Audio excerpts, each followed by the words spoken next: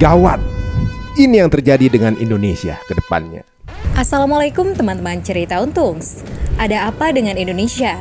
Darurat kedaulatan, dengan banyaknya kebijakan hukum yang keputusannya seakan dianulir kembali. Siapa yang diuntungkan dan siapa yang dirugikan? Kali ini cerita Untungs mengundang sosok Ferry Amsiri, seorang pakar hukum dan tata negara. Saksikan kisah lengkapnya hanya di cerita Untungs.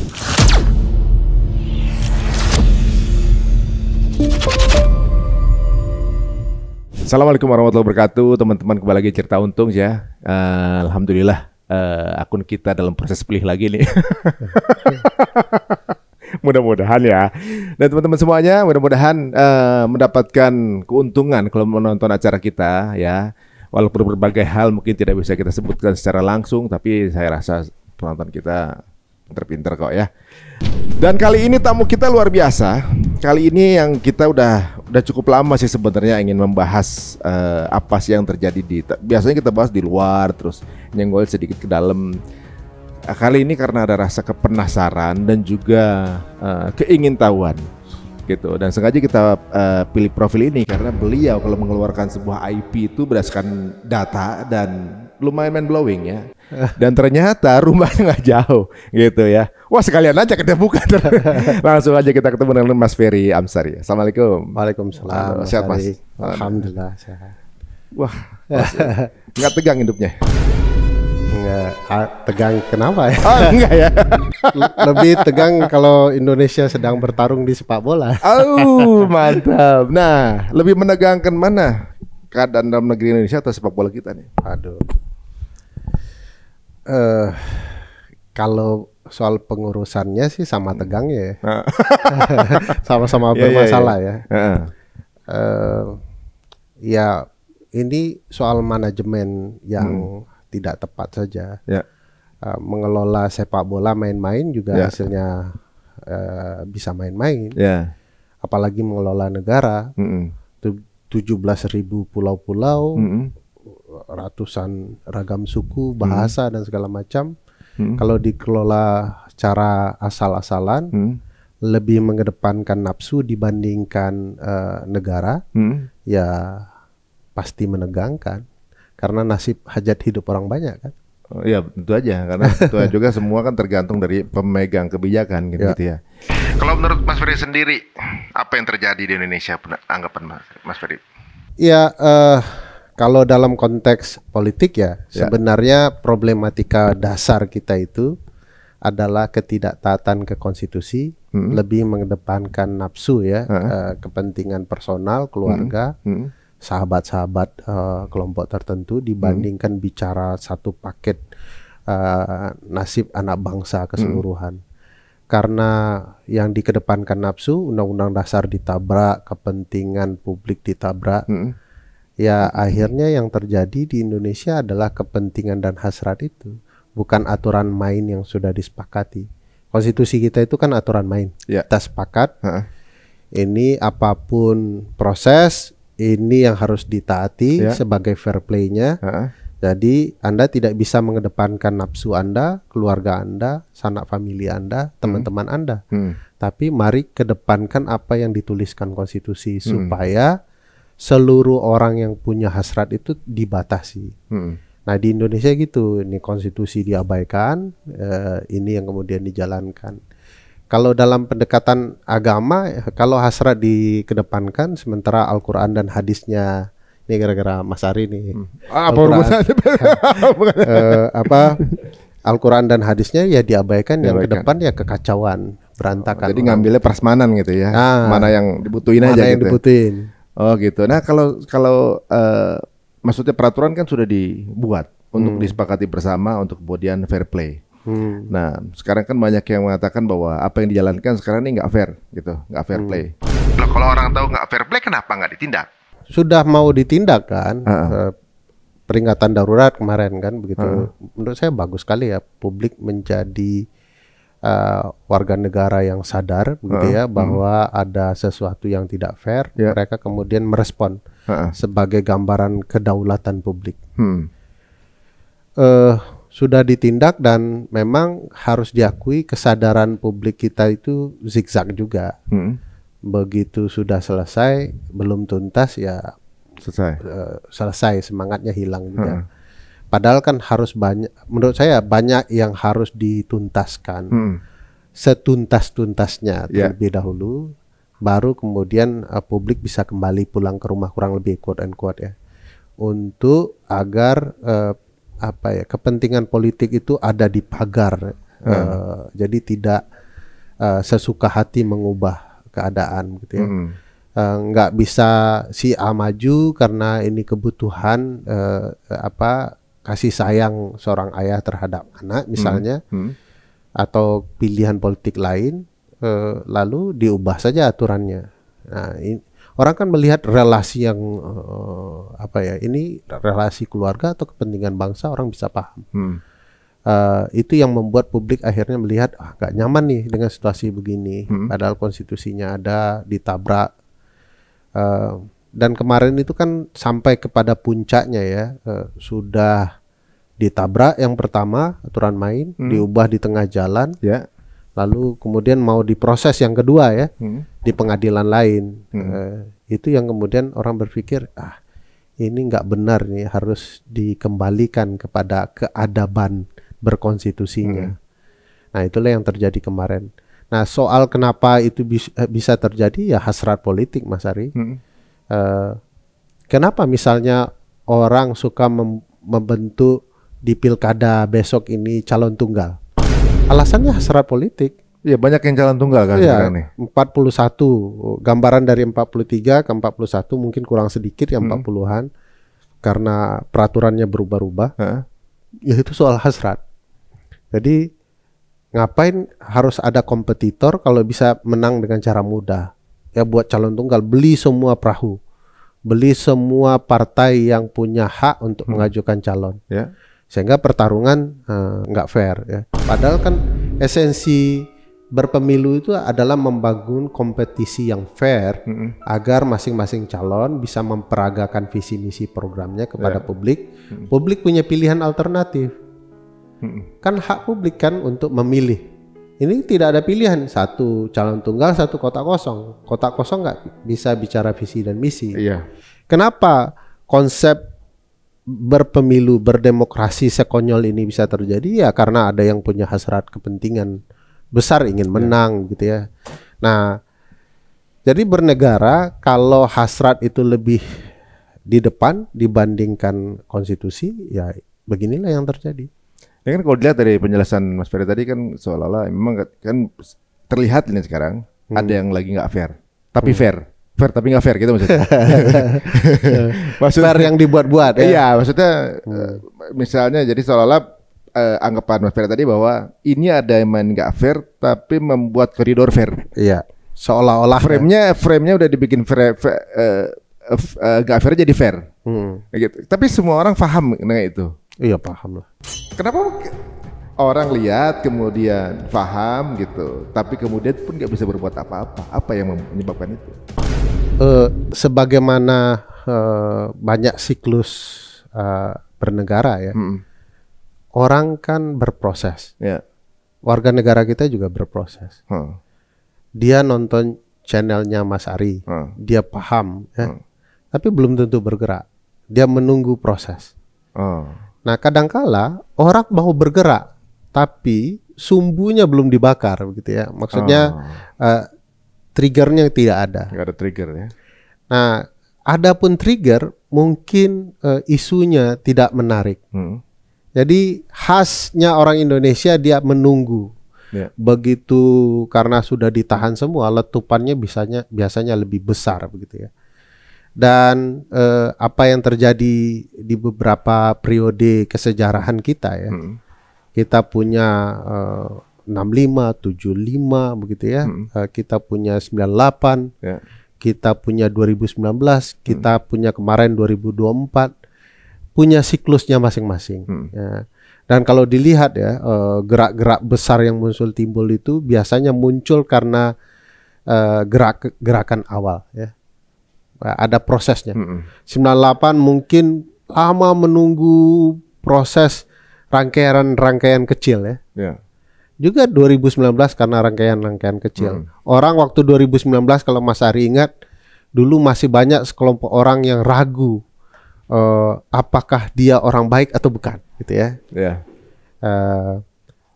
Berdebat begitu ya. Ini orang baik karena ya ada keluguan di dalamnya, ada malaikat dari gorong-gorong di dalamnya, ada kebaikan-kebaikan yang mau disentuh begitu ya. Tapi lama-lama orang mulai bisa bicara sadar ya bahwa ada pengerusakan di KPK tujuannya politis. KPK itu memantau banyak hal. Sehingga dulu ada penyimpangan ditangkap KPK. Di politik ada penyimpangan ditangkap KPK. Di pengadaan barang dan jasa ada penyimpangan ditangkap KPK. Jadi orang nggak bisa kelewatan betul. Sekarang KPK-nya orang sadar, KPK-nya yang dimatikan supaya yang lain bisa kelewatan gitu ya. Diubah undang-undangnya sesuka hati, aturan mainnya diganti-ganti, ya. Peradilan diikut campuri dan segala macam. Data yang kita bisa lihat, orang sudah sentimen gitu ya. Cuman seringkali orang politik itu memberikan gambaran di permukaan baik-baik saja supaya kepentingan mereka tidak terganggu. Misalnya dijelaskan sangat baik oleh Kang Abdullah Fattah ya.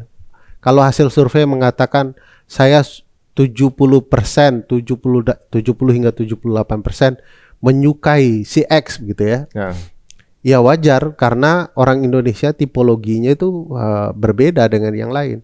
Orang Indonesia punya kesadaran dan sisi ketimuran yang berbeda. Mas Ari ditanya, Ferry Amsari baik nggak? Karena Ferry Amsari mau berhenti sebentar lagi. Ya baik deh, lumayan lah begitu ya. Tapi kalau digali lebih dalam, misalnya publik misalnya. Puas nggak gitu?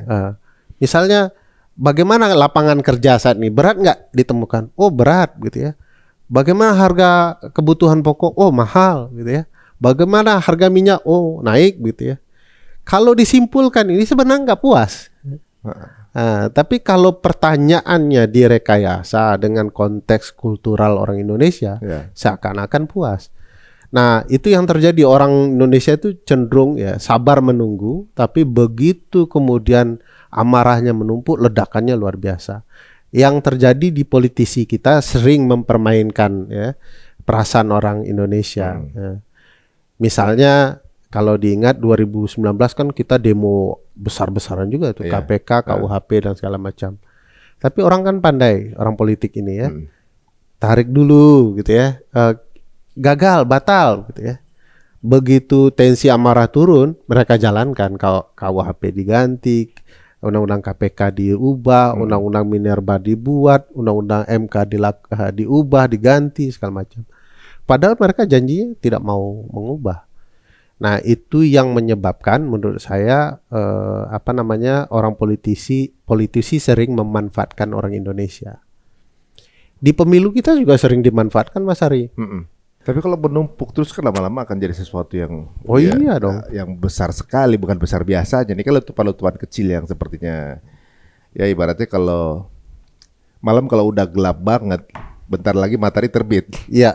Jadi kalau ibaratnya kalau memang ada arus air kencang, ditahan di depannya, pasti bocor ke samping lah, dan meledak gitu bisa. Apa itu nggak diantisipasi oleh pihak-pihak yang kira-kira sekarang sedang mengatur? Orang politik kita kadang-kadang melupakan itu. Dia lebih cenderung ya, mempermainkan perasaan publik. Nanti potensi ledakannya tidak dipertimbangkan. Makanya kalau kita belajar sejarah ya dengan gerakan-gerakan itu, ya kalau dilakukan hal yang serupa terus ya, publik akhirnya ya seperti contoh yang Mas Ari sampaikan, kalau ditahan di arus utamanya, dia akan meledak kemana-mana, malah merusakkan sistem gitu ya. Nah bagi saya harusnya politisi belajar itu ya. Dia kemudian menyadari dampak sosial politik bagi masyarakat, bagi bangsa ini ke depannya akan seperti apa. Kalau kita lihat sekarang seperti ini nih, ini seolah-olah sistem demokrasi ini boleh bilang fail nggak?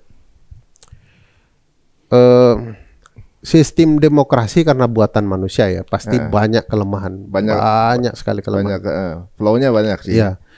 Tapi untuk dikatakan gagal sepenuhnya belum sampai ke sana. Ya, kita masih punya harapan. Ya.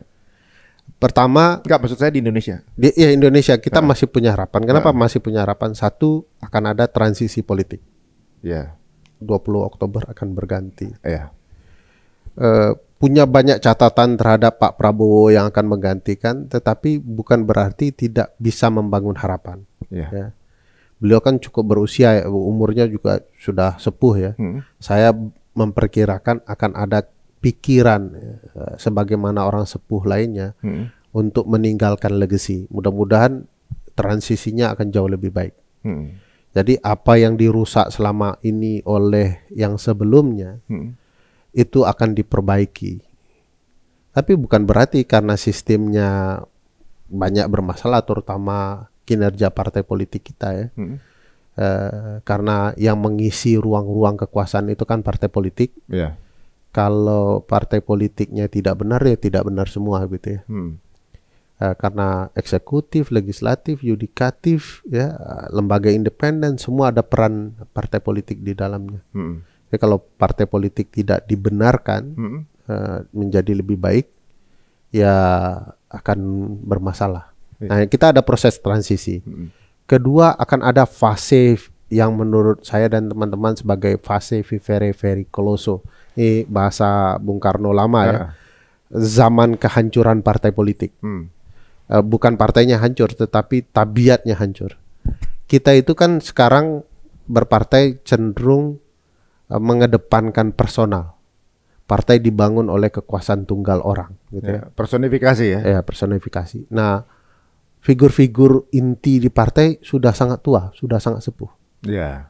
Kalau perkiraan teman-teman tepat ya, kalau ternyata terjadi sesuatu, ini akan terjadi keributan maha besar di partai-partai. Partai-partai akan ribut, hancurkan partai, dan mestinya partai berpikir untuk berbenah ketika itu. Ada harapan di sana ya. Tapi sekali lagi dari harapan-harapan itu bukan berarti tidak muncul potensi kekacauan baru ya.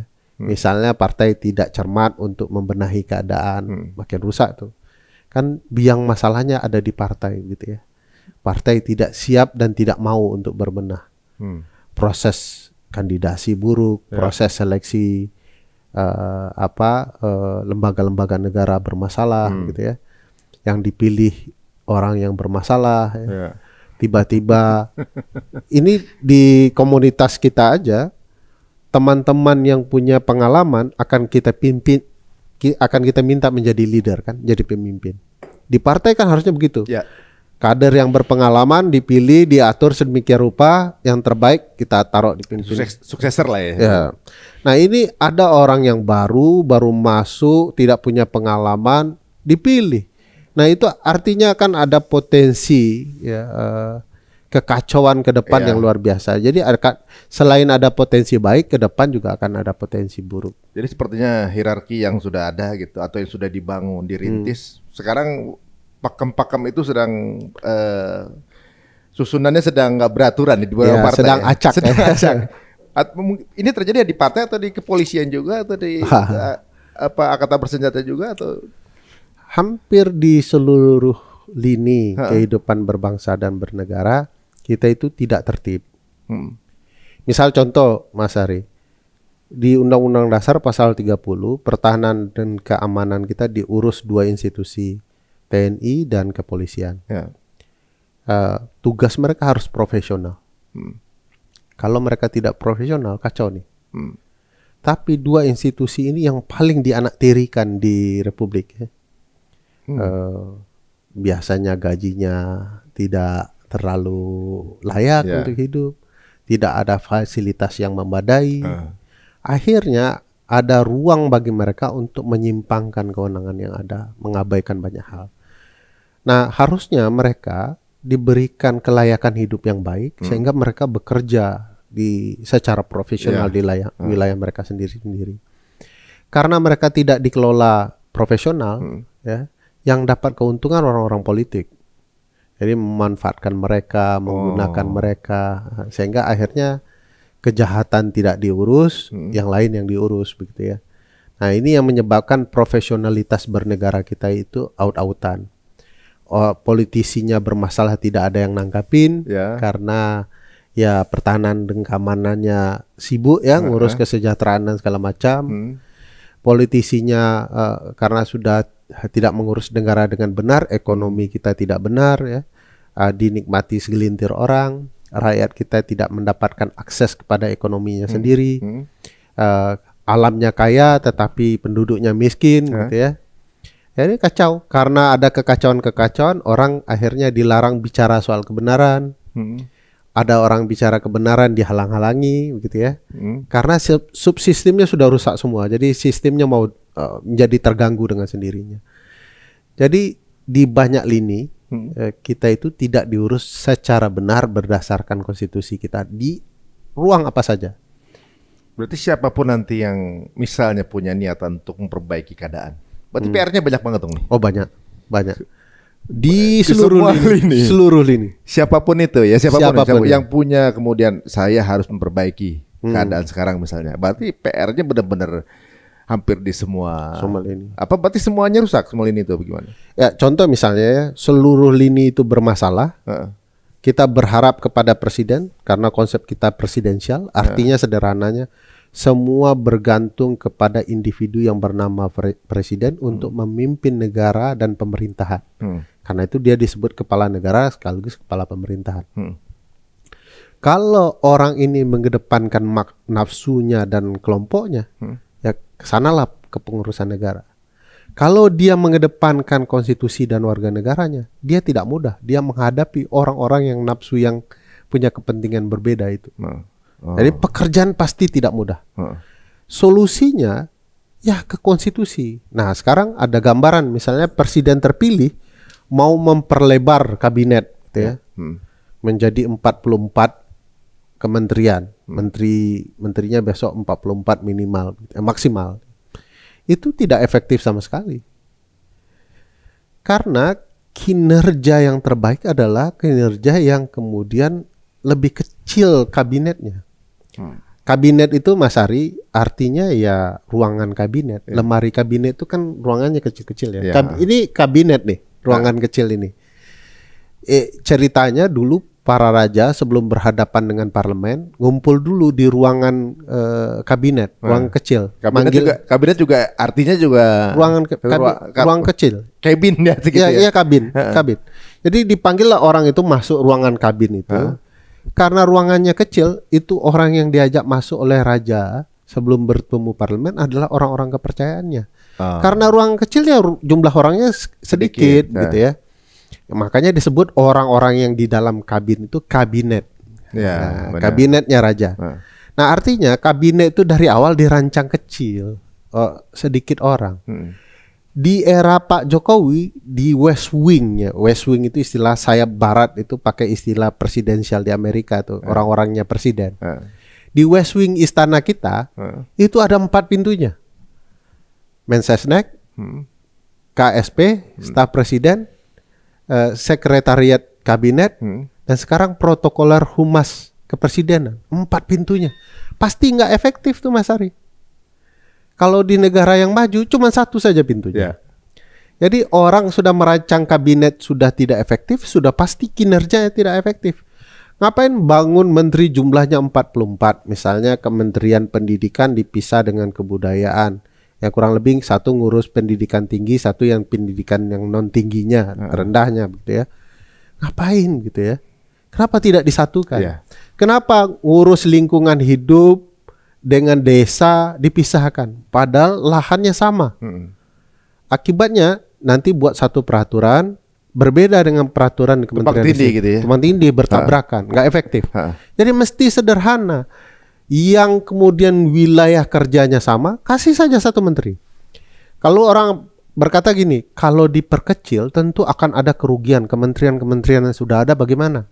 Solusinya gampang, kementerian yang ada dipertahankan, tapi 1 orang menteri dapat memimpin beberapa kementerian, supaya tidak saling tabrakan. Dulu sudah diusulkan oleh Pusat Studi Konstitusi tempat saya dulu bekerja, diusulkan begitu Presiden Jokowi jadi, kita usulkan cukup 21 menteri saja. supaya efektif. Kan beliau kan langsing orangnya, ya, langsing lah, jangan obesitas lah. Ya, nanti susah lari kayak saya begitu ya. Jadi sederhana itu akan membangun kabinet efektif. Nah, sekarang ada rencana 44. Nah, ini menurut saya, dugaan saya ya, presiden terpilih sedang disandera oleh kepentingan koalisi partai-partai. Caranya?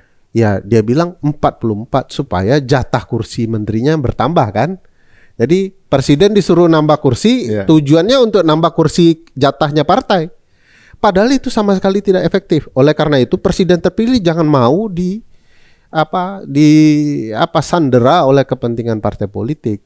Jadi presiden terpilih yang menentukan paling efektif gini. Kalau perlu Anda semua dapatnya satu jatah menteri.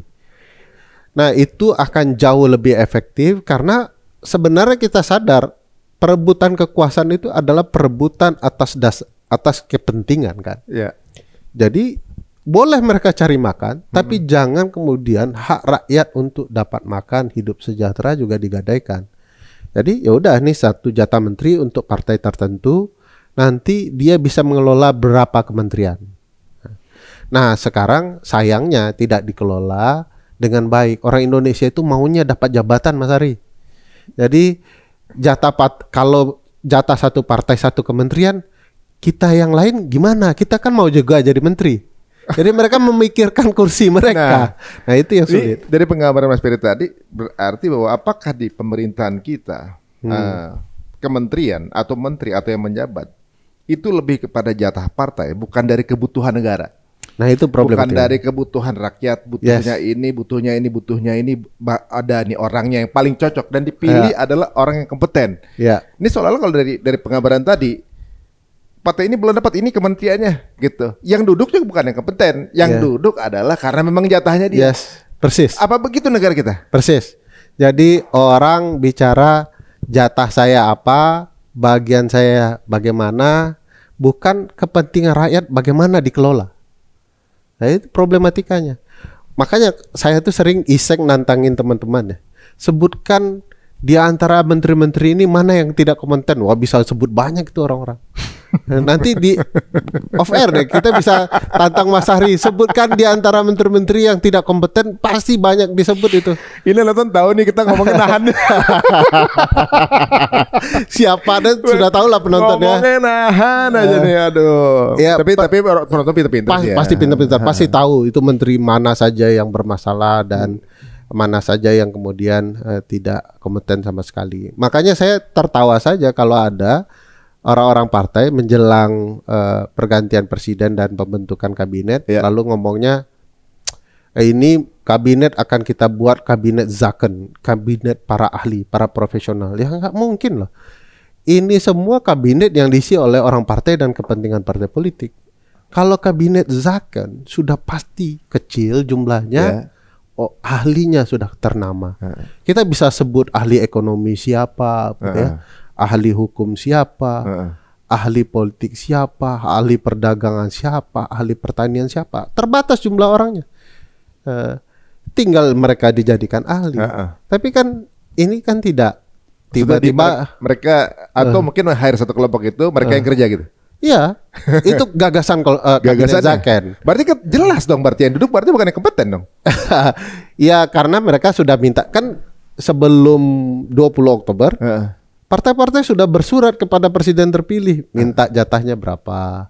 Ada yang partai sebut 5 nama dari kami, 8 nama dari kami, 4 nama dari kami, 2 nama dari kami.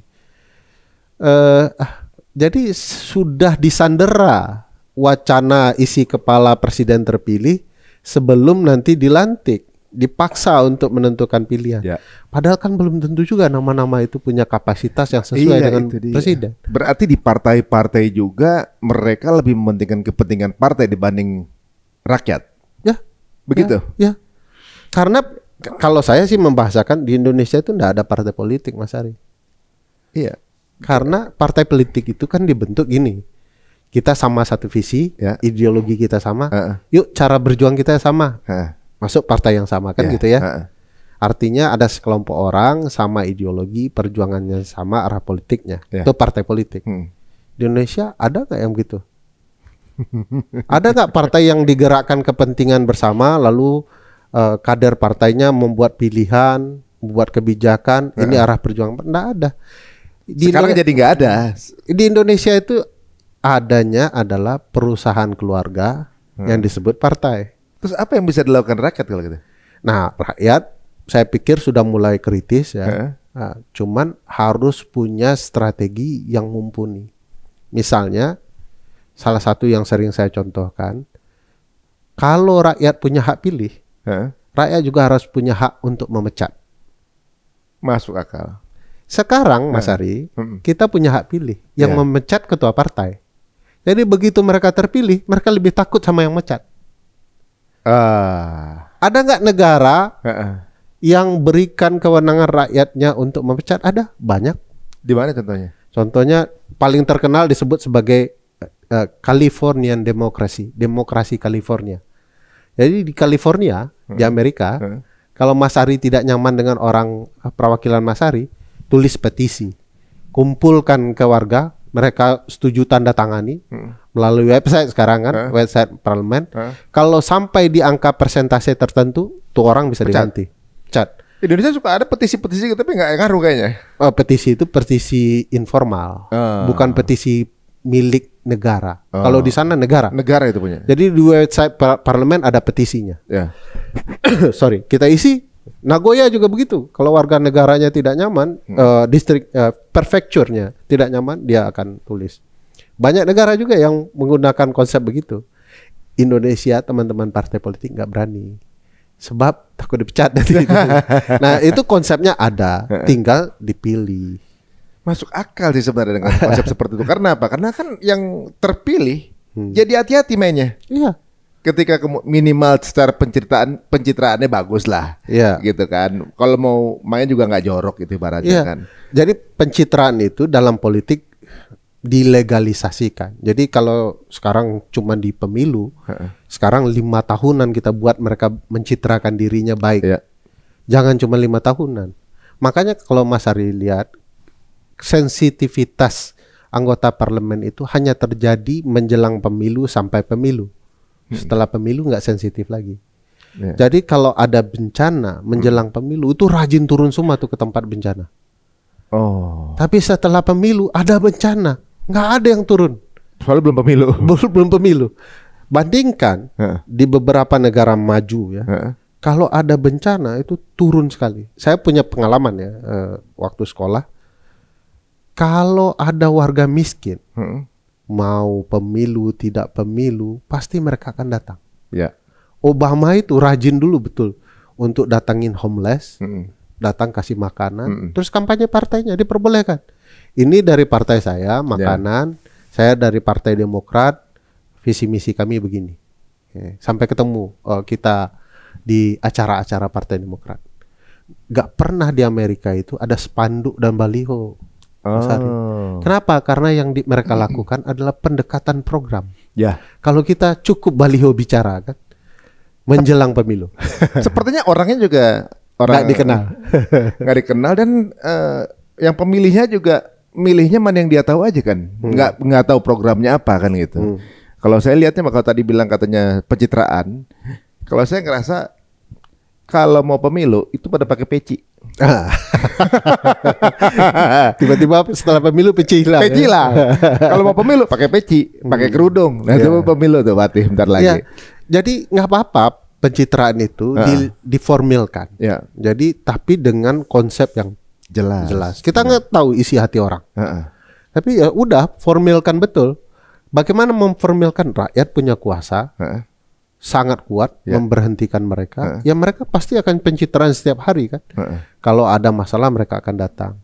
Nah konsekuensinya tidak akan ada uang dari mereka untuk partai politik. Mereka akan betul-betul membangun program visi misi ke rakyat. Nah sekarang kan setelah dapat suara, mereka kemudian fokusnya ke partai. Kalau ada uang kasih jatah partai. Ngidupin partai jadi. Ngidupin partai. Jadi kalau kita lihat sekarang nih, ini masa-masa sekarang baru kelihatan ada sebuah korporat besar dengan banyak korporat kecil di dalamnya. Seperti itu penjalanannya ya. Pak, ini contoh menarik. Para ibu bapak bangsa kita. Kenapa disebut ibu bapak bangsa? Karena memang pendiri bangsa kita itu ada ibu-ibunya. Ada ibunya juga. Beda dengan Amerika. Mereka cuma menyebut founding fathers. Karena memang hanya laki-laki aja. Kita dibangun rasa kasih sayang dan keberanian. Gitu ya. Ibu bapak bangsa kita sudah mengatur sedemikian konstitusi kita, Mas Ari. Mau berekonomi, ya, itu untuk kesejahteraan orang banyak.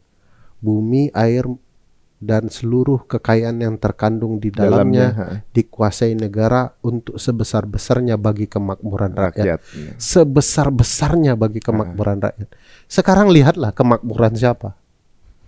Jadi berbisnis, bernegara, berapapun, bicara sebesar-besarnya bagi kemakmuran rakyat. Ini kemakmuran segelintir orang, kepentingan orang yang segelintir, itulah yang diperjuangkan. Buat kebijakan segelintir orang, bukan untuk banyak orang.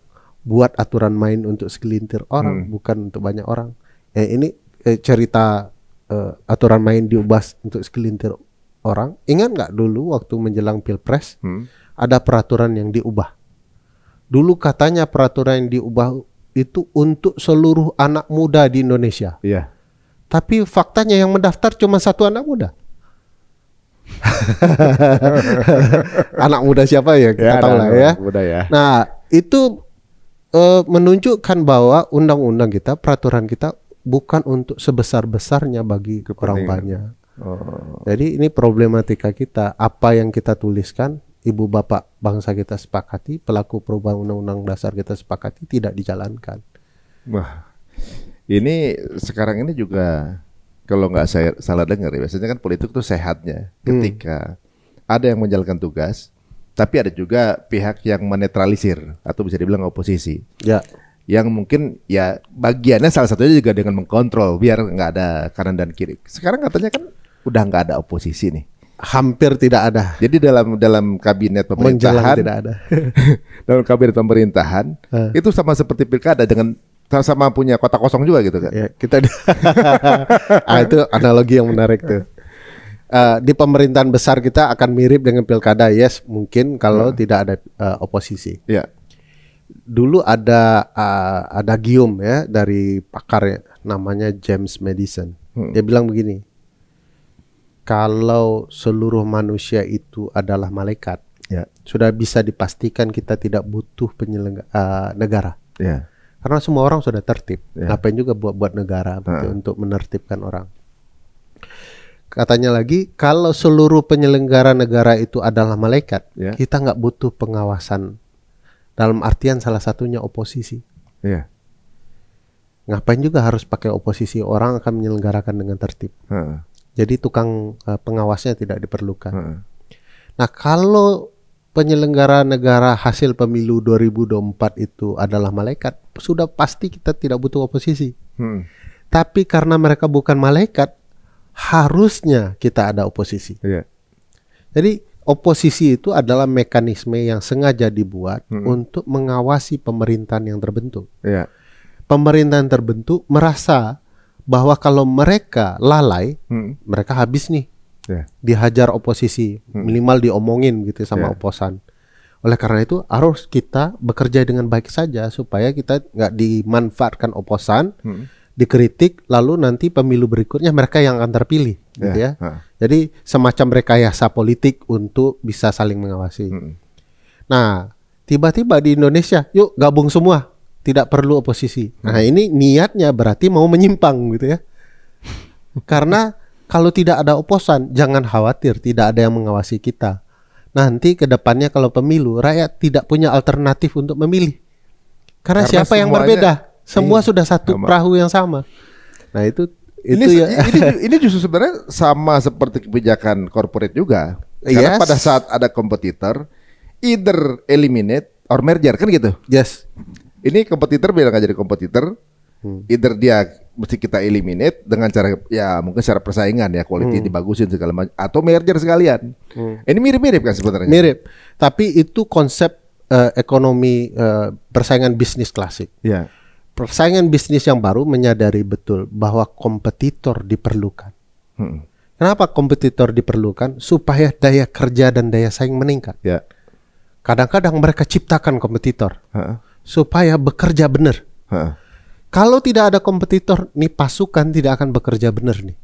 Nah, mestinya penyelenggara pemerintahan kita sadar betul, tanpa kompetitor mereka akan bekerja asal-asalan, aut-autan, sehingga mereka bekerja tidak serius. Jadi kalau mereka pakai teori ekonomi lama, ya hancurlah ini barang. Tapi kalau mereka menggagas teori bisnis baru, kompetitor harus diciptakan untuk meningkatkan daya saing, daya kerja yang baik. Tim mereka akan juga jadi tim yang solid, karena ada kompetitor kan, solid, supaya mereka kompak, begitu ya. Nah, mereka akan membangun pemerintahan dengan baik. Tapi kalau apa cerita kita tadi bertemu ya, kepentingan, ya mereka tidak akan bangun kompetitor. Nah berarti pengontrolnya siapa nih? Apa langsung rakyat? Ibaratnya gini, kan oposisi nggak ada, gitu. Kemudian apa KPK gitu? Misalnya kan tetap harus ada pengontrol kan, ada KPK-nya, ada oposisi, ada rakyat. Sekarang satu suara semua nih. Apa dong jadi yang bisa menjadi kanal penyalur dari rakyat misalnya, jika ini didengar? Iya. Kita sulit berharap ke KPK semenjak KPK dijadikan rumpun kekuasaan eksekutif ya, diubah. Jadi KPK bukan lagi upaya tangan rakyat untuk kemudian bekerja demi kepentingan rakyat, mengawasi kinerja pemerintah. Karena KPK sudah dilemahkan gitu ya. Lalu apa? Kepada siapa kita harus bekerja? Nggak akan mungkin rakyat bisa berharap kepada penyelenggara pemerintahan yang punya tabiat menyimpang. Rakyat harus memperjuangkan haknya sendiri. Kan pemegang kedaulatan kata Undang-Undang Dasar adalah rakyat, yang dijalankan berdasarkan Undang-Undang Dasar. Nah sekarang menjalankan Undang-Undang Dasarnya sudah tidak benar. Ya rakyat yang harus menunjukkan daulatnya. Bagaimana caranya? Bisa secara formil mereka memperbaiki, terlibat langsung, ya, mempertanyakan langsung, mendebat pemerintahan satuan terendah hingga satuan tertinggi, dari desa hingga pemerintah ibu kota, atau kemudian mereka menggunakan jalur-jalur hukum untuk mengkritik. Jadi di negara hukum itu sudah disediakan mekanisme untuk mengkritik penyimpangan-penyimpangan negara. Misalnya nguji undang-undang. Undang-undang tiba-tiba dibuat secepat kilat karena kepentingannya dibutuhkan secepat kilat juga. Ini sudah ada rencana 3 undang-undang yang dibuat secepat kilat begitu ya, tanpa melibatkan publik. Ya publik bisa mempertanyakan. Jadi gunakan seluruh mekanisme yang tersedia untuk menyuarakan suara publik. Forum seperti ini bagian dari wujud kedaulatan publik. Kan setiap orang berhak kemudian berserikat, berkumpul, mengeluarkan pendapat, lisan dan tulisan, dengan segala mekanisme yang dia bisa digunakan. Untuk Mas Ari dan teman-teman YouTuber ini punya pasal 28F ya. Informasi itu bisa dikolek, dikumpulkan, dikelola, dan disebarluaskan dengan berbagai media yang dia miliki. Itu bunyi pasal 28F. Ini hak konstitusional. Tidak boleh diganggu. Ini daulat publik. Nah, kalau negara itu benar, dia nggak akan ganggu tuh kebebasan berserikat, berkumpul, berbicara. Ya. Karena tidak akan ada satu perkataan yang bisa membunuh orang. Ada nggak? Nggak ada sih. Orang aja yang nggak siap. Iya, karakter mungkin bisa ini. Orang nggak siap dengan itu. Tapi pada dasarnya kata-kata kritik tidak akan pernah membunuh orang, apalagi pemerintahan. Jadi kata-kata itu harusnya diterima, diresapi pemerintah, dan digunakan untuk memperbaiki kepentingan publik. Atau jadi bisa diuji gitu ya. Pemerintahan yang tidak siap biasanya yang meminta publik untuk berhenti berbicara. Tapi mudah-mudahan lah pemerintahan kita bukan pemerintahan yang begituan ya. Nah, bukan di sini. Ini kita nggak ngomongin yang di sini. Itu biasanya di Mars itu. Ya, kita lagi ngomongin negara ini, luar-luar ya. Gitu. Ada aja gitu politik seperti itu. Nah, mau ngomongin mengenai hal tadi, kebebasan berbicara kan, Mas Peri juga ada IP yang dikeluarkan juga, yang bukan bebas lagi, tapi ketika diposting juga berikut dengan data-data waktu itu saat itu, dan cukup menghebohkan waktu itu memang. Gitu. Nah, waktu melakukan itu terima pressure nggak? ada tapi kecil menurut saya ya. Oh, jadi memang masih berarti kebebasan berbicara ini masih sangat gimana menurut saya mengatakan kecil itu dengan teman-teman gini, karena kami malu ya kalau mengatakan tekanan itu besar. Ya. Malunya kepada siapa? Ke banyak teman-teman yang lain. Ya. Malu ke teman-teman masyarakat luas yang ditekan, padahal mereka tidak ada organisasi, ditekan si A, si B, si C ya. Malu sama teman-teman aktivis daerah. Mereka tidak disorot oleh media, tetapi mereka dizalimi, bahkan ada yang dibunuh, bahkan ada yang dihilangkan. Malu rasanya bilang apa yang kami rasakan itu besar betul gitu ya. Malu kepada jurnalis daerah yang setiap hari ditekan pebisnis, orang yang mereka beritakan, mereka tidak ada perlindungan, daerahnya tidak dilihat orang gitu ya. Jadi kami merasa apa yang kami rasakan itu kecil sekali. Tapi kalau mau diceritakan sederhananya, satu hari setelah film ditayangkan, itu semua alat komunikasi kami bertiga di film itu sudah ada yang coba masuk gitu ya. Sudah ada yang mengganggu. Teman-teman ada yang merasa diikuti, sehingga kita menghidupkan protokoler keamanan tertentu. Tapi sekali lagi kami mau bilang, itu mungkin berdampak kepada personal kami, tim, tapi kami tidak merasa layak untuk dibicarakan, karena banyak hal yang perlu diperjuangkan, tidak kemudian menjelaskan ketakutan kami. Misalnya beberapa di antara kami YouTube-nya tiba-tiba hilang, diganggu, kami merasa tidak perlu terlalu dibicarakan. Yang perlu bagian dari perjuangan ya. Bagian ya resiko lah ya. Resikonya. Tapi bukan berarti kami tidak takut. Kami penakut juga orangnya. Saya penakut sekali orangnya. Saya ketinggian saja takut Mas Ari. Jadi apalagi yang lain gitu ya. Jadi itu memang tidak terlalu layak diperbincangkan. Kami lebih merasa substansi film yang harus diceritakan. Kami mau setiap generasi kita bicara bahwa ada satu fase kita berdemokrasi. Kecurangan itu seperti seolah-olah menjadi kewajaran. Dan semua orang harus bicara soal kecurangan itu. Anak cucu kita ke depan harus bicara perbaikannya. Dulu ketika Al Gore dicurangi di pemilu di salah satu negara bagian di Amerika, orang bicara perbaikan demokrasi. Sekarang di Amerika Donald Trump merasa ada kecurangan di mesin pemilihan, dibicarakan. Ada algoritma yang dipermainkan di Cambridge Analytica, dibicarakan. Di Jerman orang mengubah dari pakai mesin menjadi coblos, dibicarakan. Kenapa penting? Kami juga mau anak cucu kita ke depan bicara pemilu kita tidak boleh seperti pemilu Filipina, tidak boleh seperti beberapa negara di Afrika, tidak boleh seperti di Korea Selatan yang filmnya ditonton di mana-mana. Kita mau pemilu kita terus membaik, perwakilan kita baik, hak-hak orang diberikan. Bicarakan film ini substansinya. Dan kami mau tahu orang bicara sekarang gentong babi di mana-mana. Bagi kami tidak ada yang lebih memuaskan dari itu ketika orang punya kesadaran politiknya dan memperjuangkannya. Jadi orang melupakan kami, film kami ya nggak apa-apa, tetapi masa depan kita akan bicara substansi yang dibicarakan di film itu. Ya, jadi pasti ini sejarah pasti akan mencatat keadaan ini dan di mana posisinya berada saat itu kan pasti akan tercatat ya. Nah, bicara mengenai tadi yang duduk kadang-kadang nggak berkompeten. Nah, kemudian kan Mas Ferry bilang juga dari karyanya adalah mencoba untuk mengedukasi masyarakat. Apakah masyarakat kita sudah cukup edukasinya sudah cukup teredukasi atau kita masih banyak yang masih bisa dibilang ya mungkin low educated gitu ibaratnya, karena ada juga yang mengatakan apa yang kamu dapatkan dari pemimpin kamu adalah gambaran dari masyarakat banyaknya gitu. Karena banyaknya mudah deceiving gitu ya, maksudnya mudah bagaimana ya dengan cara pencitraan gitu sudah selesai gitu misalnya, untuk bukan program yang dibicarakan tapi keviralan mungkin kayak gitu.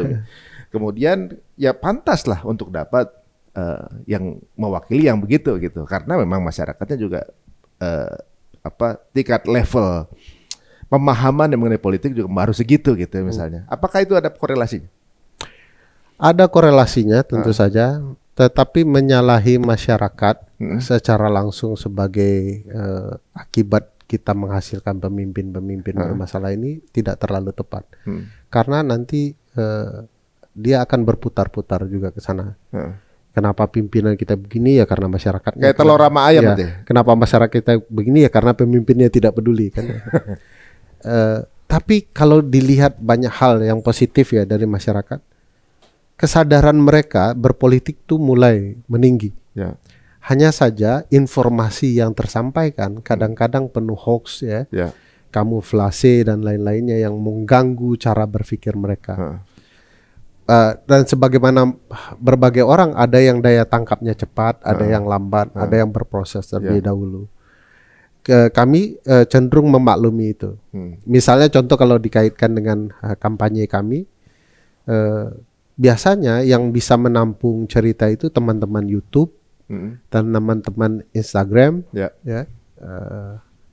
dan Twitter, X ya. Tapi kalau kami kampanyekan soal kecurangan pemilu ke TikTok, itu dibantai habis-habisan. Tapi evaluasi kami, jangan jauhi masyarakat kita. Kita terjun ke TikTok. Jadi sekarang Mas Dandi Laksono, saya, Bivitri Susanti sudah main TikTok. Zainal Arifin kayaknya yang belum. Teman-teman Perludem di isu kepemiluan sudah main TikTok. Teman-teman kantor saya juga sudah main TikTok. Yang dulu kami ketawain ya, kenapa harus goyang-goyang ya untuk menjelaskan ke publik. Tapi kami harus terjun ke sana karena itu lahan yang juga harus tersampaikan ya. Dan kami yakin mereka punya cara kepahaman yang berbeda untuk menangkapnya. Jadi kalau yang di Instagram sama X cara menangkapnya berbeda, di TikTok mungkin berbeda. Dan tugas kita sebagai teman-teman advokat publik ya harus mengubah cara penyampaian supaya kena di masyarakat. Apakah sudah ada perubahan? Ya tidak. Tapi yang penting udah ada usaha. Jadi kami merasa ini proses ya. Dan siapa tahu yang nanti anak cucu segala macam ya akan. Dan bisa saja kita berbagi tugas. Ferry Amsari mungkin nggak ditangkap orang di TikTok, tapi begitu Mas Ari menjelaskan, wah langsung mengerti semua. Jadi kapasitas kita sendiri-sendiri berbeda-beda dalam memahami publik ya. Kadang kita merasa pintar sendiri, padahal kita bermasalah. Sehingga penjelasan kita jadi ruwet bagi orang. Nah ternyata ada orang pintar lain yang cepat ditangkap orang. Nah bagi kami ini kesempatan mendekati teman-teman yang punya kepemahaman yang baik kepada publik dan dia bisa menjelaskan dengan baik kepada publik. Jadi ya harus saling bergandengan tangan untuk estafet ya. Ya untuk bisa mendidik publik. Tapi saya yakin publik kita punya daya kepintarannya masing-masing. Wah, netizen kita kan paling galak di dunia ya. Nah, sekarang kita ngomongin yang ke depan nih. Ya. Sebentar lagi akan ada suksesi. Ibaratnya apa ya? Transisi ya. Transisi kepemimpinan. Apa prediksinya gitu? Atau kalau harapan sih nanti semua orang pasti pengen yang bagus, tapi prediksi dari Mas Ferry ini gimana? Kan kalau kita masyarakat sudah kalau membaca bahwa sudah banyak apa ya, saya mau ngomongnya biar nggak terlalu belak-belakan. Ini ngomong kan semua. Aku nangkap poinnya. Maksudnya banyak kuncian di mana-mana gitu untuk para untuk sang penyambung tugas gitu. Gimana? Saya sendiri dan teman-teman kepemiluan agak sulit ya untuk memberikan kepercayaan maksimum ya kepada pengganti kekuasaan. Catatannya banyak ya. Saya tidak akan bicarakan luas. Tadi saya sampaikan bahwa kita berharap ada perubahan. Harapan itu kan perlu dijaga ya. Tapi kalau mau realistis dengan data yang ada, ini agak berat. Beratnya? Satu, bahwa ini keberlanjutan dari kekacauan Pak Jokowi.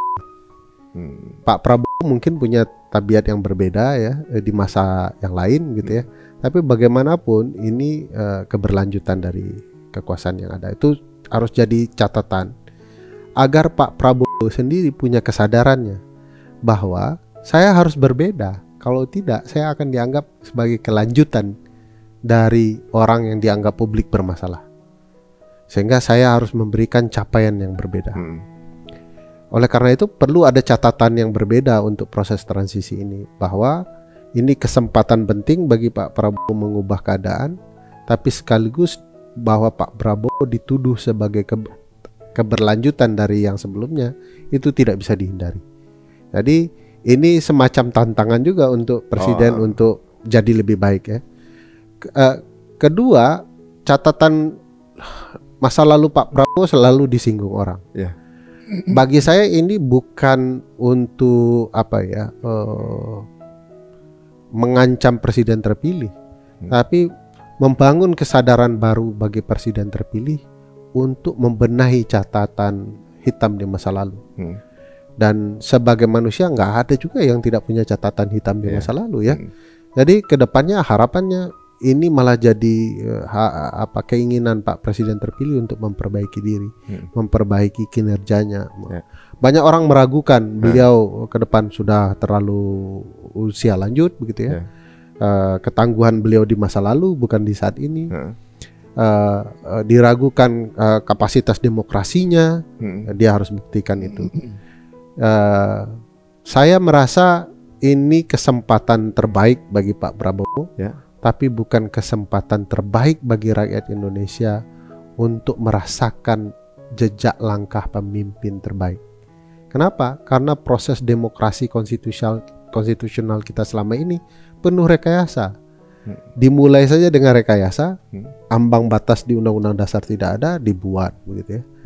Sehingga calon presiden yang maju ya itu saja orangnya. Begitu ada yang maju ya mudah dikalahkan karena pola demokrasinya direkayasa, mekanismenya begitu. Sistemnya dipermainkan. Oleh karena itu ini ujung penting bagi demokrasi kita kalau Pak Prabowo bersedia melakukan sesuatu yang berbeda. Karena bagi saya beliau harusnya sudah memikirkan legacy apa di masa depan yang harus beliau berikan. Caranya adalah mengubah kerusakan yang sudah pernah terjadi menjadi berbagai kebaikan. Pilihannya sesederhana itu. Kalau beliau melakukan keburukan, seberapa panjang sih umur manusia Indonesia begitu ya? Beliau akan meninggalkan catatan buruk yang bisa dibicarakan berbagai generasi anak cucu kita ke depannya. Dan saya yakin beliau tidak mau. Nah ini pilihannya adalah memaksa beliau untuk berbuat baik. Tapi kalau mau dikatakan apakah saya percaya ini akan baik, saya memilih saya tidak percaya karena ada catatan-catatan kelam yang menjadi catatan yang perlu diperbincangkan. Jadi kalau Mas Ferry lebih ke track record gitu ya. Jadi misalnya ada dua opsi, kemungkinan pesimis dan optimis. Pesimisnya apa, optimisnya apa? Saya pasti optimis bergerak dengan advokasi publik. Saya merasa diri saya tidak baik, tapi saya punya teman-teman yang baik. Saya punya orang-orang seperti Mas Ari yang ajak publik bicara kebaikan. Jadi mau tidak mau saya dipaksa nih berbuat yang sesuai dengan kepentingan publik. Itulah arah gerak kantor saya, advokasi saya. Saya optimis dengan pergerakan publik ini. Pasti menghasilkan sesuatu. Sekarang banyak sekali orang-orang baik bicara baik sekarang. Tidak terbendung gitu ya. Saya sampai heran sendiri. Orang bicara baik semua, tapi belum wujud di dunia nyata, tapi masih di ruang maya yang bagi saya positif ya. Daripada nggak ada. Daripada yang negatif tentu saja catatan track record ya, rekam jejak sejarah para pemimpin kita. Ini buruk betul. Sulit track record itu tidak menjadi catatan untuk apa yang terjadi di masa depan. Bagi saya sulit. Dan ini tantangan yang harus diperbaiki. Kita harus terus bicara hal-hal baik yang harus dilakukan presiden terpilih. Kerusakan yang sudah terjadi harus diberikan langkah hukumnya, penjeraannya agar tidak berulang. Mas Ari pasti nggak mau ya dengan teman-teman orang yang membuat kesalahan ini dibiarkan begitu saja. Harus ada konsekuensi hukumnya, politiknya, agar para politisi kita tidak mengulangi di masa depan. Kan begini, kalau si A saja melakukan kesalahan aman-aman saja, tidak mendapatkan konsekuensi apapun ya konsekuensinya, ya kita juga boleh berbuat aneh-aneh ke depannya. Tapi kalau ada konsekuensi hukum politiknya, orang akan enggan. Efek jerah. Iya, efek jerah. Kalau kita melakukan hal yang sama, suatu waktu kita akan diperlakukan publik seperti ini juga. Jadi bagi saya ada suasana optimis dalam gerak langkah perjuangan manusia Indonesia, ada pesimistis terhadap gerak langkah pemimpin kita. Iya, jadi ujungnya jangan terlalu berharap sama manusia. Betul. Tapi tetap optimis boleh. Boleh, harus.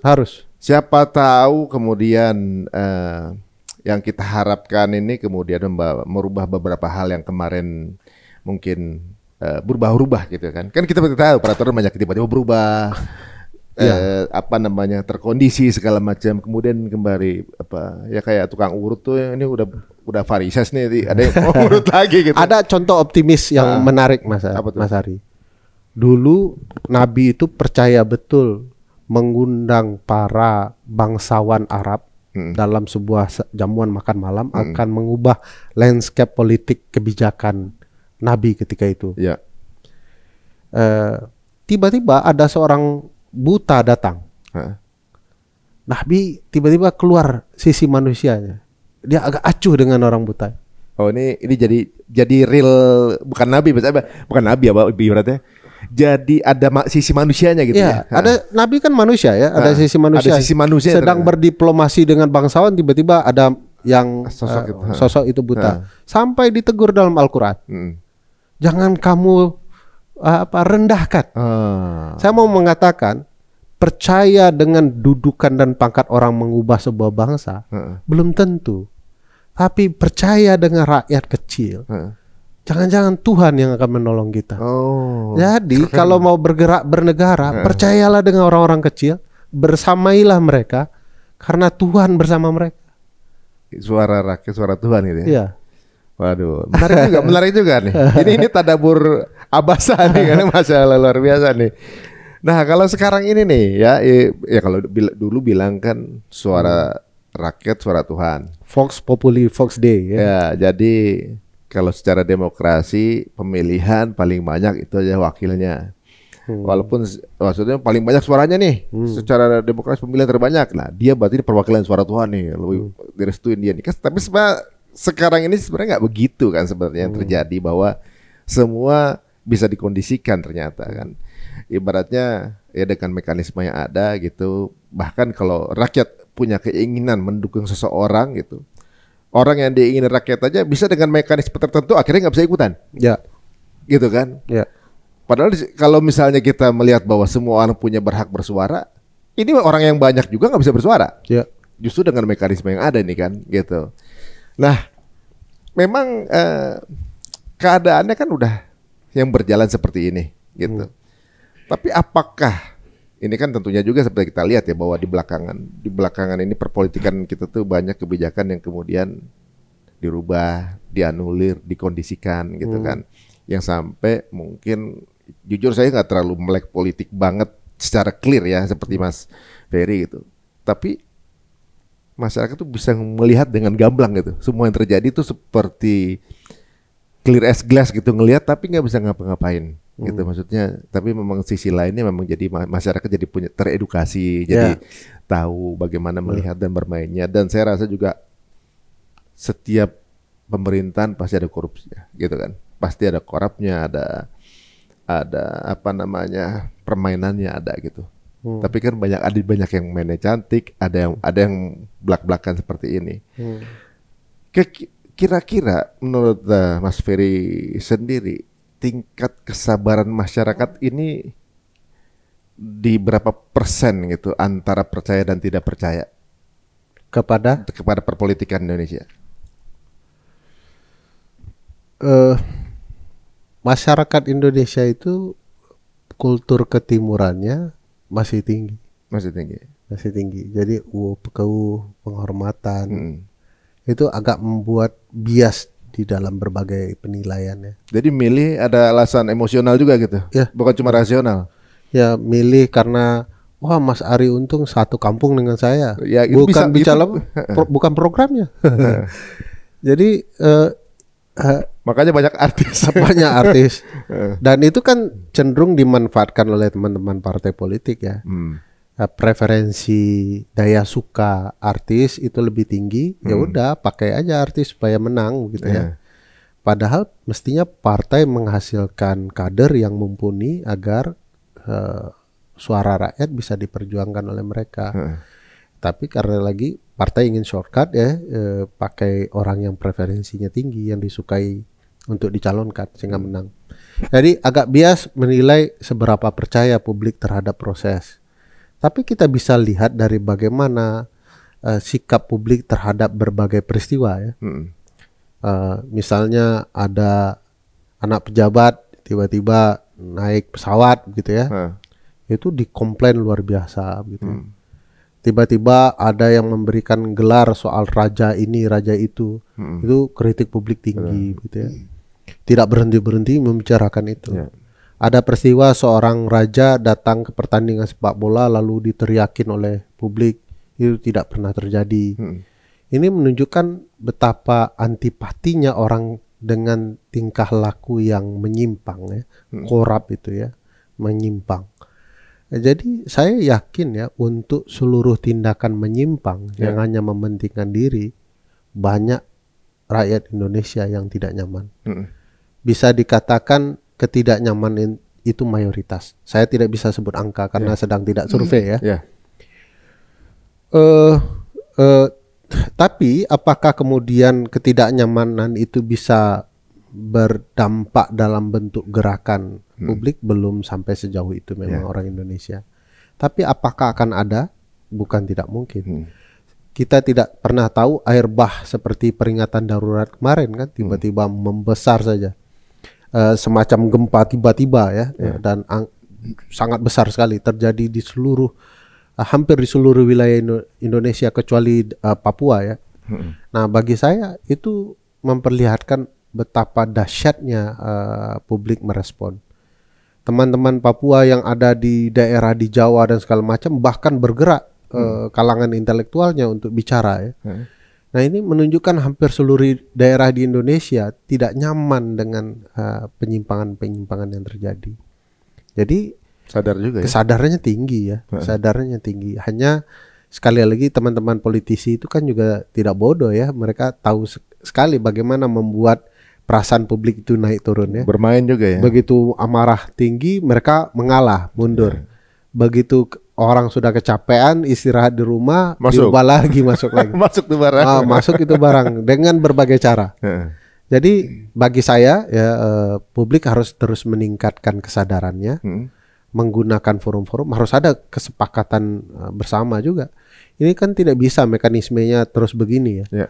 Harus ada mekanisme bagaimana mereka bisa mempertanyakan, membuat kebijakan. Jadi di beberapa daerah, di beberapa negara, bahkan polisi saja bisa diganti oleh warganya. Oh gitu ya? Ya, polisi-polisi lokal, distrik-distrik tertentu bisa diganti. Jadi nggak perform bisa diganti tuh? Bisa diganti. Jadi keren banget tuh. Keren sekali. Bahkan wali kotanya bisa menyeleksi aparat keamanan berdasarkan masukan publik. Wih, di mana itu? Nah, salah satunya di Amerika itu. Kira ngomongin di sini juga. Di sini tidak ada. Belum. Karena tidak mau.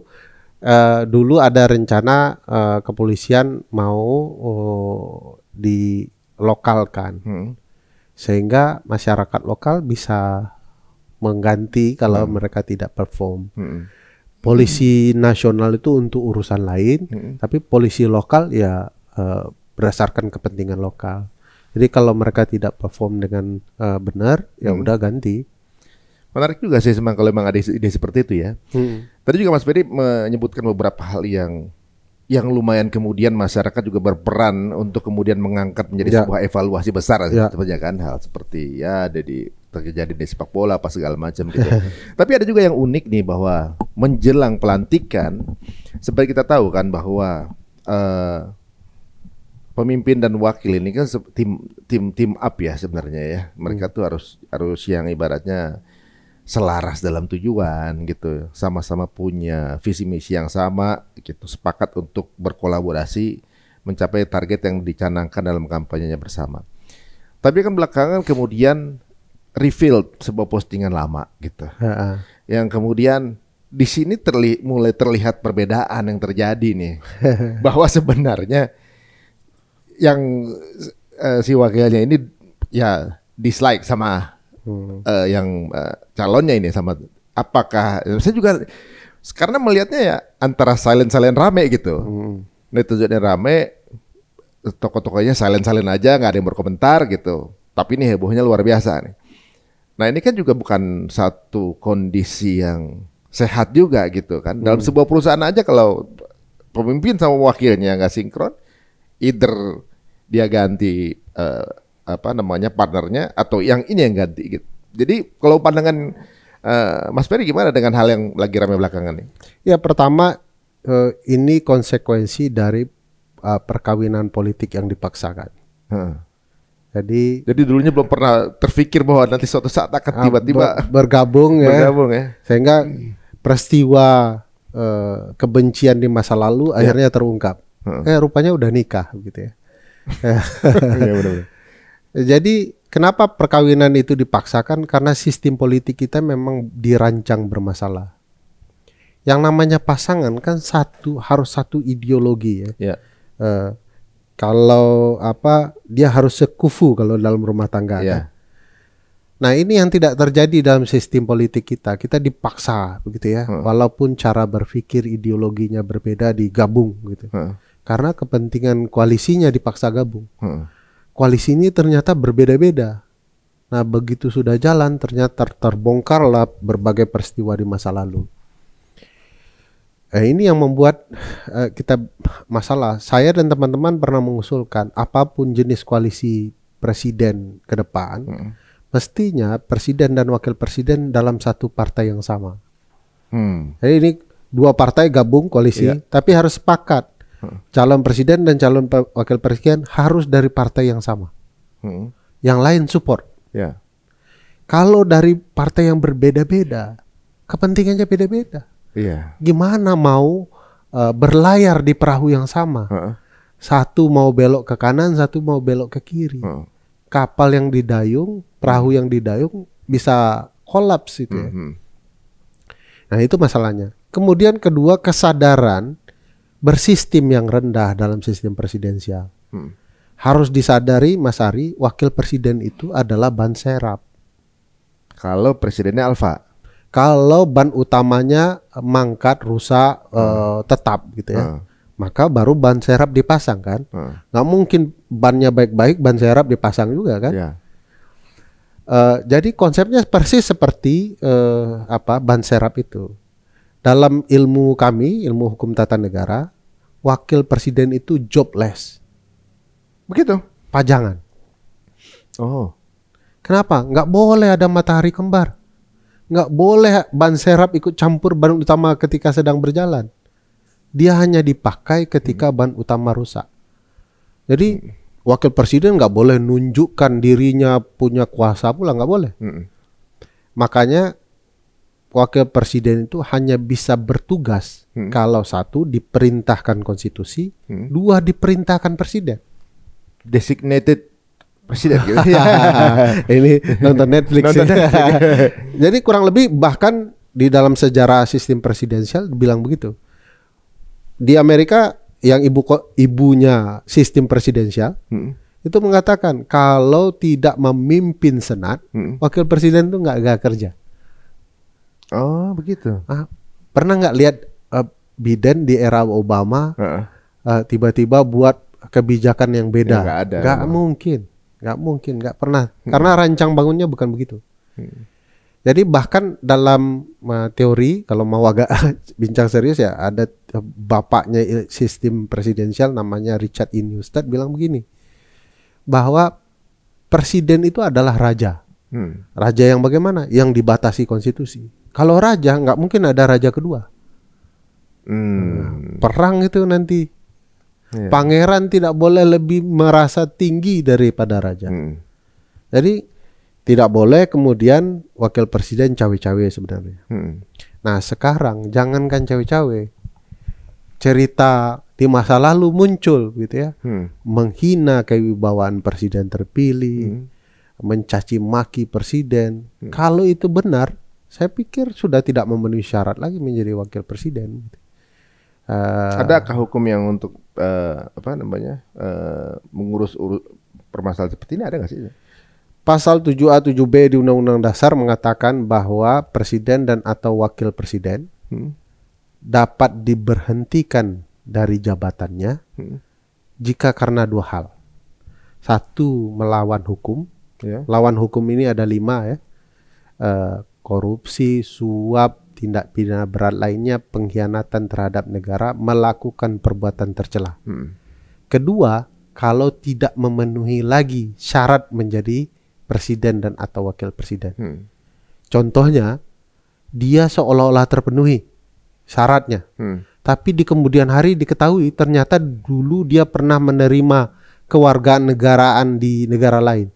Ketahuan di kemudian hari, wah dia tidak lagi memenuhi syarat menjadi presiden. Dulu dia dikatakan layak karena dia punya keadaban, tidak melanggar nilai-nilai Pancasila, ya, sopan santun dan segala macam sebagai adab syarat menjadi presiden. Tiba-tiba saat dilantik diketahui dulu ternyata melanggar adab-adab, nilai-nilai kepatutan dan segala macam. Wah itu bisa diberhentikan, di-impeach, ya, digugat untuk diberhentikan. Syaratnya tentu harus dilantik dulu, gitu ya. Jadi kalau dulu kita mengenal bahwa tidak boleh seseorang dihukum karena kejahatannya di masa lalu, tidak boleh retroaktif mundur ke belakang. Tapi untuk delik presiden dan wakil presiden atau kejahatan konstitusional itu dia bisa ke depan. Dulu dia tidak diketahui mencuri waktu belum menjadi presiden. Baru terbuka gitu. Baru kemudian hari diketahui mencuri. Nah itu bisa kemudian diberhentikan. Oh gitu ya. Kalau secara mekanismenya ada sebenarnya. Mekanismenya ada. Pemberhentian presiden dan atau wakil presiden. Ini tergantung apakah kemudian yang menggugat, apakah ada penggugatan kan? Iya, yang menggugat DPR. Oh. Ya, berat ya. Berat juga ya. Lebih berat lagi begitu Mas Ari tahu yang menggugat DPR dalam bentuk tulisannya ya, apa alasan pemberhentian. Lebih berat lagi yang menyidangkannya Mahkamah Konstitusi. Ada pamannya di sana. Ini di negara antah berantah. Ini Ethiopia nih kayaknya, Ethiopia ada kejadian ini. Bukan di sini guys, jadi baper dulu. Ini saya lagi sekolah politik ya sama siap. Oh begitu ya. Mudah-mudahan nggak terjadi di negara kita ya. Mudah-mudahan tidak. Optimisme tetap ada juga karena bulan depan ya kan ya? 20 Oktober. 20 Oktober ya. 20 Oktober jam 10 pagi. Nungguin banget kayaknya udah. Bukan nungguin, itu tradisi ketatanegaraan yang tidak boleh dilanggar. Ya. Karena ini menarik ngobrol sama Mas Ferry. Sebenarnya menariknya tuh kalau nggak ada kamera guys. Ya dan ini sepertinya sesuatu ya. Beliau ini mencoba untuk memaparkan selembut mungkin ya, kemudian berbagai hal karena ini kejadian di luar negeri yang sedang hangat-hangatnya. Mungkin kita ini edukasi mengenai politik yang terjadi. Mudah-mudahan kita juga bisa ada pembelajaran terutama untuk teman-teman yang mengambil jurusan politik ya. Insya Allah di sini tetap ya kita keadaan di negara kita baik-baik saja. Amin. Di bulan depan insya Allah akan jauh lebih baik lagi gitu. Amin. Ketawa aja gak enak. Kalau gitu terima kasih Mas Ferry ya. Sama-sama Mas Tentunya Ari. Ini akan ada perbincangan berikutnya. Tentunya juga banyak hal yang perlu kita tahu dari berbagai sisi yang dipelajari Mas Ferry. Ini kan detail berdasarkan data gitu ya. Walaupun ngomongnya di permukaan. Tapi mudah-mudahan apa yang dilakukan Mas Ferry sama teman-teman memberikan dampak-dampak kebaikan untuk masyarakat Indonesia. Amin. Salam buat teman-teman semuanya. Siap, teman-teman semuanya. Jika dirasa menarik, mau silakan share. Tayangin sebanyak-banyaknya. Sampai ketemu lagi di episode berikutnya dari Cerita Untung. Assalamualaikum warahmatullahi wabarakatuh. Waalaikumsalam.